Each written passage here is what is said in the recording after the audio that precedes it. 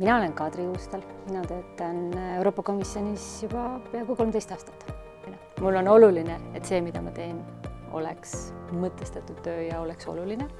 Ja mul on suur õnn töötada Euroopa Liidu regionaalpoliitikaga, mis kõikides Euroopa Liidu liikmesriikides, kaasa arvatud minu omal kodumaal, väga otseselt inimeste elu puudutab.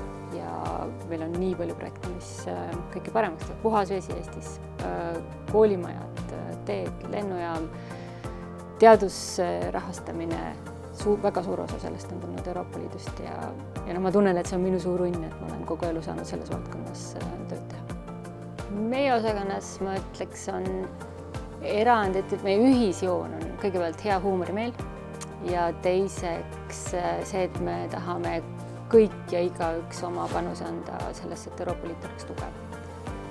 Et ma just püüan olla hea juht inimestele, sest nad väärivad head juhti, sest nad on väga head inimesed. Minu Brüssel tänapäeval on töö-kodu-kool, eriti palju muuks aega ei jää. Brüssel on selles mõttes väga hea elukeskkond, et siin on hästi kirju seltskond on koos. Ühelt poolt see teeb elu põnevaks, et on hästi palju kultuurilisi erinevusi.